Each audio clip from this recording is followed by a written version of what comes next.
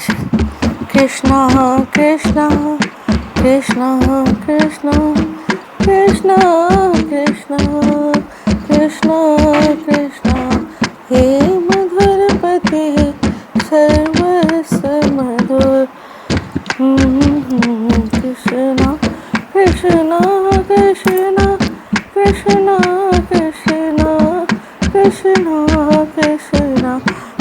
Krishna Krishna Krishna Krishna Krishna Krishna Krishna Krishna हे कृष्ण तेरे होंठ मधुर है मुख भी मधुर तेरे होंठ मधुर है मुख भी मधुर तेरे नयन मधुर है मुस्कान मधुर तेरे नयन मधुर मुस्कान मधुर कृष्णा कृष्णा कृष्णा कृष्णा हृदय भी मधुर है चाल मधुर हृदय भी मधुर है चाल मधुर मधुराधिपति सर्वस्व मधुर मधुराधिपति सर्वस्व मधुर हे कृष्ण मधुर सर्वस्व मधुर मधुराधिपति सर्वस्व मधुर कृष्णा कृष्णा कृष्णा कृष्णा कृष्णा कृष्णा कृष्णा कृष्णा तेरे वचन मधुर है चरित्र मधुर तेरे वचन मधुर है चरित्र मधुर तेरे वस्त्र मधुर कंगन भी मधुर तेरे वस्त्र मधुर कंगन भी मधुर चलना भी मधुर भ्रमण भी मधुर चलना भी मधुर भ्रमण भी मधुर मधुराधिपति सर्वस्व मधुराधिपति सर्वस्व मधुर हे कृष्ण मधुर सर्वस्व मधुराधिपति सर्वस्व मधुर कृष्णा कृष्णा कृष्णा कृष्णा कृष्णा कृष्णा कृष्णा कृष्णा तेरी बंसी मधुर है पद धूल मधुर तेरी बंसी मधुर है पद धूल मधुर तेरे हाथ मधुर है चरण मधुर तेरे हाथ मधुर है चरण मधुर तेरे नेत्र मधुर मित्रता मधुर तेरे नेत्र मधुर मित्रता मधुर मधुराधिपति सर्वस्व मधुर हे कृष्ण तुम्ही सर्वस्व मधुर हे कृष्ण तुम्ही सर्वस्व मधुर कृष्णा कृष्णा कृष्णा कृष्णा कृष्णा कृष्णा कृष्णा तेरे गीत और पीताम्बर है मधुर तेरे गीत और पीताम्बर है मधुर भोजन है मधुर तेरा शयन मधुर भोजन है मधुर तेरा शयन मधुर तेरा रूप मधुर हो तिलक मधुर तेरा रूप मधुर हो तिलक मधुर मधुराधिपति सर्वस्व मधुर मधुराधिपति सर्वस्व मधुर हे कृष्ण तुम्ही सर्वस्व मधुर हे कृष्ण तुम्ही सर्वस्व मधुर कृष्णा कृष्णा कृष्णा कृष्णा कृष्णा कृष्णा कृष्णा कृष्णा कृष्णा कृष्णा कृष्णा कृष्णा कृष्णा कृष्णा कृष्णा तारणहार तेरा सब कार्य मधुर हार तेरा सब कार्य मधुर दुख हरता तेरा सुमिरन है मधुर दुख है जो करे सब उद्धार मधुर, तू जो करे सबका उद्धार मधुर, तेरी शांति छवि सर्वस्व, तेरी शांति छवि सर्वस्व मधुर, मधुर अधिपति सर्वस्व मधुर, हे कृष्ण तुम्ही सर्वस्व मधुर, हे कृष्ण ही सर्वस्व मधुर। कृष्णा कृष्णा कृष्णा कृष्णा कृष्णा कृष्णा कृष्णा कृष्णा कृष्णा कृष्णा कृष्णा कृष्णा कृष्णा कृष्णा कृष्णा। तेरे गल में जंती माल मधुर, तेरे गल में जंती माल मधुर, यमुना है मधुर लहरे भी मधुर, यमुना है मधुर लहरे भी मधुर, तेरे गल में जंती माल मधुर, गल में जंती माल मधुर, यमुना है मधुर लहरे भी मधुर, यमुना है मधुर भी मधुर, यमुना का जल और कमल मधुर, यमुना का जल और कमल मधुर, हे कृष्ण तुम्ही सर्वस्व मधुर, हे कृष्ण तुम्ही सर्वस्व मधुर, मधुराधिपति सर्वस्व मधुर, मधुराधिपति सर्वस्व मधुर। कृष्णा कृष्णा कृष्णा कृष्णा कृष्णा कृष्णा कृष्णा कृष्णा कृष्णा कृष्णा कृष्णा कृष्णा कृष्णा कृष्णा कृष्णा।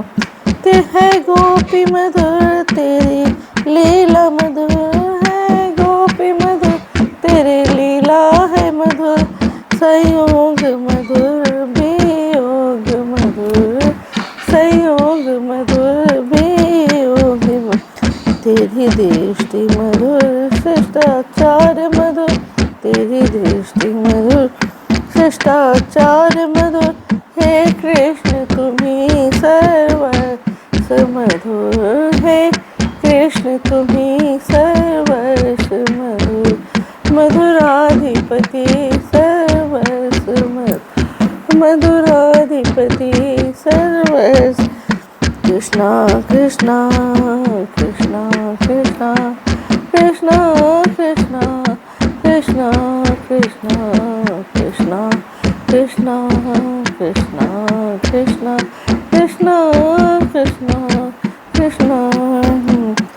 तेरी ग्वाल मधुर तेरी गाय मधुर, तेरी गाल मधुर तेरी गाय मधुर, तेरी छड़ी भी मधुर सृष्टि भी मधुर, तेरी छड़ी है मधुर सृष्टि भी मधुर, है किनारा मधुर तेरा सृजन मधुर, हे विनाश मधुर तेरा सृजन मधुर, हे विनाश मधुर तेरा सृजन मधुर, मधुराधिपति सर्वस्व मधुर, मधुराधिपति सर्वस्व मधुर, हे कृष्ण तुम्ही सर्वस्व मधुर।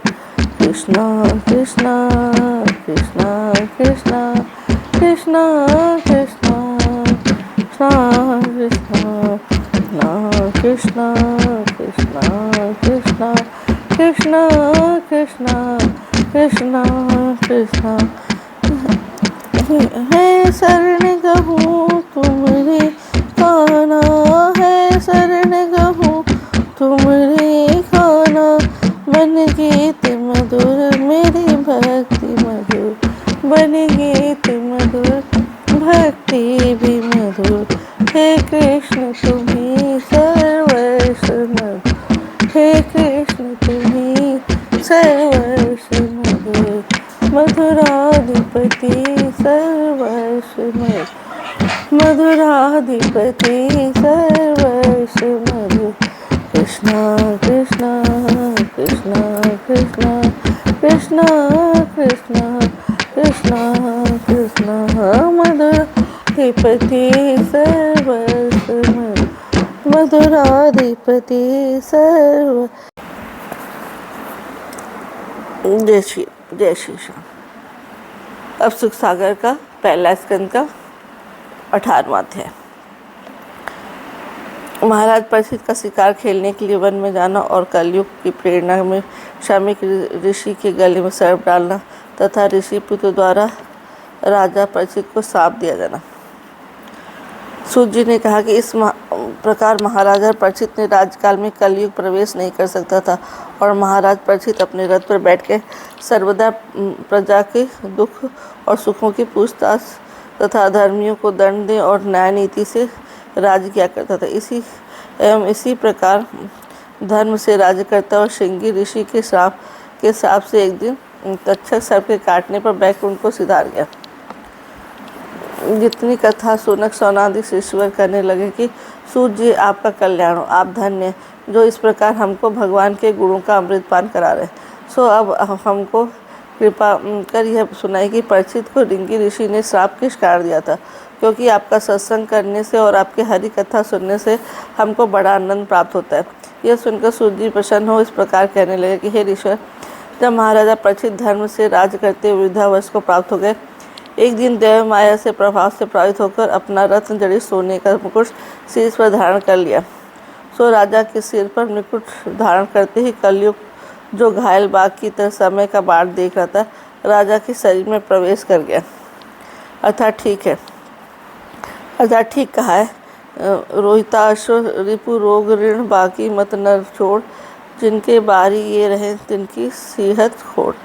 सो इस प्रकार कलयुग के शरीर में प्रवेश कर जाने से राजा का ज्ञान जाता रहा और वे सोचने लगे कि बहुत समय से शिकार नहीं करके हमने राजाओं का धर्म पालन नहीं किया, इसलिए आज वन में जाकर अवश्य नाना प्रकार के मृग मारने चाहिए। इस प्रकार सोचकर और घोड़े पर सवार चढ़कर राजा शिकार करने के लिए मुख्य सेवकों को साथ लेकर वन को चल दिए। सो वन में पहुंचकर राजा ने बहुत से पशुओं को धरातल पर धराशायी किया और तदनंतर एक विचित्र मृग को देखकर तीर छोड़ा। सो मृग राजा का तीर आता देखकर भयभीत होता हुआ पैरों को सिर पर रखकर और जिधर सिंह समय उधर दौड़कर राजा की आंखों से ओझल हो गया। जब राजा ने उस मृग को इस प्रकार अदृश्य होते देखा तो क्रोधित होकर घोड़े को सट पर दौड़ाते उसके पद चिन्हों पर दृष्टि रखते हुए सघन वन के पर प्रवेश किया। उस समय सूरज सिर पर लटक रहा था और धूप और प्यास राजा को व्याकुल बना रहे थे। इस प्रकार प्यास से वेल होकर राजा मृग का ध्यान छोड़कर पानी की खोज में निकल पड़ा। पानी नहीं है, परंतु थोड़ा दूर जाने पर राजा को शमीक ऋषि का आश्रम दिखाई दिया, जिसे देखकर राजा के प्राणों को सहारा मिला और तत्पश्चात वहाँ जाकर ऋषि वृक्ष को बैठा हुआ देखकर कहा कि हे ऋषिवर, मैं अभिमन्यु का पुत्र राजा परीक्षित प्यास से बहुत व्याकुल हो रहा है, इसलिए थोड़ा सा जल पिलाने का कष्ट किया। किंतु उस समय वे महात्मा समाधि में बैठे थे, इसलिए उनको राजा के आगे आने का और उनके जल मांगने का कोई ज्ञान नहीं हुआ। परंतु जब राजा को न तो मांगने का पर पानी मिला और न कोई प्रत्युत्तर मिला तो बड़े क्रोधित होकर विचारने लगे कि देखो, इन ब्राह्मणों को कितना घमंड हो गया कि सारे हमारे मांगने पर पानी देना और कुशल पूछना तो एक और रहा, मुख से उच्चारण भी नहीं करते। इसलिए कुछ इनको दंड अवश्य देना चाहिए, क्योंकि बिना कुछ दंड दिए इनको ज्ञान नहीं होगा। यह सोच कलयुग की प्रेरणा से महाराज परीक्षित घोड़े से नीचे उतर आए और पास ही एक मरा हुआ शव देखकर और बाण की नोक से उठाकर शमीक ऋषिवर के गले में डाल दिया। परंतु भगवान के ध्यान में मगन होने से ऋषि को गले में सर्प डालने का भी कुछ ज्ञान नहीं। इतनी कथा सुनाकर श्री सूत जी कहने लगे कि जब इस प्रकार राजा शमीक ऋषि को गले में सर्प डालकर वापस अपने स्थान पर आए तो जो ही उन्होंने स्वर्ण मुकुट अपने सिर पर उतार कर रखा, त्यों ही उनके हृदय में ज्ञान का प्रकाश हो गया। तब वे सोचने लगे कि हाय, आज मुझसे कितना बड़ा अपराध हो गया। भाग्य ने आज मेरे मति फेर कर मुझे अनर्थ के गर्त में गिर दिया और अपमानित हुए कलयुग शत्रु ने आज अपना पूरा बदला ले लिया है। तभी तो आज व्यर्थ बिना किसी अपराध के एक महर्षि का अपमान करा पाप के पहाड़ के शिखर पर चढ़ा दिया है। यथा इसमें केवल कुटिल कलयुग का ही दोष नहीं, किंतु बहुत कुछ मेरे उस निर्भाग भाग्य की कुबुद्धि का कुत्सित कर्म है, जिसने मुझे स्वर्ण मुकुट पहनाने पर बाध्य किया। क्योंकि यदि मैं स्वर्ण मुकुट न पहनता, न तो कलयुग का प्रवेश होता और न शिकार जैसे हिंसक कर्म में प्रवृत्ति होकर यह इतना बड़ा अनर्थ होता है। इसलिए मैं समझ गया हूँ कि अब मेरे पुण्यों का अंत हो गया है, क्योंकि पुण्यों का प्रताप पूरा होने पर ही पुरुष पाप कर्म में रत होकर गो, साधु, ब्राह्मण और दीन दुखियों को बिना अपराध कष्ट देने लग जाता है। सूत जी कहने लगे, इधर तो राजा का इस प्रकार पश्चाताप कर रहा था, उधर एक ऋषि बालक समी ऋषि के पुत्र श्रृंगी ऋषि को, जो इस समय नदी में स्नान कर था, कहा, हे श्रृंगी, तेरे तो इधर खेलने में सींग उगे हैं। उधर तुम्हारे पिता समी ऋषि के गले में सर्प की पींग डालकर राजा परीक्षित डींग मारता हुआ अपने भवन को गमन कर गया। जब श्रृंगी ऋषि ने उस बात को सुनी तो उसका मुख तपे हुए तांबे की तरह लाल हो गया और दुखित होकर कहने लगा कि भगवान श्याम सुंदर के अंतर्धान होने पर यह कुटिल राजा कलयुग के प्रताप से कुकर्मी और कुमार्गी होकर तथा नित्य कुत्सित कर्म करके पराधीन राजा को परिपीड़ित करते रहते हैं, और यह नहीं समझते कि जो सुनी सुतली की टूटी हुई खाटों पर भी दिन और रात से मैं कभी सुख से नहीं सोकर तुमको सोने के साफ सुथरे पर्यटकों पर सुख की नींद सोने देती है। उन हड्डियों की पुतली को इस प्रकार बिना अपराध कष्ट देना अपने आप को नष्ट करवाना है। सो हे नराधम नरपते, अब तुम अपनी इस निर्बल, निर्दोष और निराश्रय प्रजा के प्रबल प्रताप को देख, जो तुझको ये एक निमिष में निस्तेज करके भस्म कर देगा। सूत जी कहने लगे, श्रृंगी ऋषि ने इस प्रकार क्रोध में निर्बुद्धि होकर राजा परीक्षित को यह शाप दिया कि हे नीच नृपते, तुमने बिना अपराध भगवान की आराधना में बैठे हुए मेरे पिता के गले में सर्प डालकर अपमान किया है, इसलिए तू आज से 7 दिन के बाद तक्षक सर्प के काटने से मृत्यु को प्राप्त हो जाएगा। इस प्रकार श्रृंगी ऋषि राजा को शाप देकर तत्क्षण अपने आश्रम में आ गया और अपने पिता के गलों में सर्प निकालकर और जोर जोर से लाकर पिता को पुकारने लगा। सो उसका शुभ सूझने पर और समाधि से जगने पर जब समीक ऋषि ने अपने पुत्र को इस प्रकार विलाप करते देखा तो कहला, हे पुत्र, तुम्हारे इस प्रकार रोने का क्या कारण है? तब उसने कहा कि हे पिताजी, राजा परीक्षित आपके गले में सर्प डाल गया था, सो इस बात से मैं दुखित होकर रो रहा हूँ। यह सुन ऋषि कहने लगे कि हे पुत्र, पहले बेटा तेने उसको कोई श्राप तो नहीं दिया है? यह सुन वह कहने लगे, आज से 7 दिन के बाद तक्षक सर्प के काटने से उसकी मृत्यु जाएगी। यह श्राप मैंने अवश्य दे दिया। यह बात सुनकर समीक ऋषि बड़े उदास होकर कहने लगे, हे पुत्र, तेने धर्मात्मा, प्रतापी और प्रजापालक राजा को वैर शाप देकर केवल अपना ही नहीं बल्कि संसार का हित किया है, क्योंकि उसके राज्य भर में बकरी और बाघ एक घाट पानी पीकर निडर वन में घूमते हैं और प्रजा सुख से सोती है, और वह प्यासा यहाँ आया होगा और पानी नहीं मिलने पर भूपति स्वभाव के क्रोधित होकर उसने हमारे गले में सर्प डाल दिया। सो इसमें उनका ही नहीं बल्कि हमारा भी अपराध है, क्योंकि धर्मशास्त्र में लिखा है कि जो पुरुष जिसके भवन पर आकर भूखा प्यासा होने पर बिना अन्न जल चला जाता है, उसके पुण्य क्षीण हो जाता है, परंतु यदि उसका कुछ अपराध भी था तो भी इतना भारी दंड नहीं देना चाहिए। सो ईश्वर तुझको बालक और निर्बुद्धि समझकर क्षमा करे, परंतु अब यह समाचार राजा को सुनाकर अवश्य सचेत करा देना चाहिए, इससे वह अपने परलोक का कुछ प्रबंध कर सके। यह सोच समीक ऋषि ने अपने शिष्य द्वारा यह कुल समाचार राजा परीक्षित के पास भेज दिया, और राजा ने भी इस ऋषि श्राप को आशीर्वाद की तरह अंगीकार किया। इति सुखसागर प्रथम स्कंद 18 अध्याय।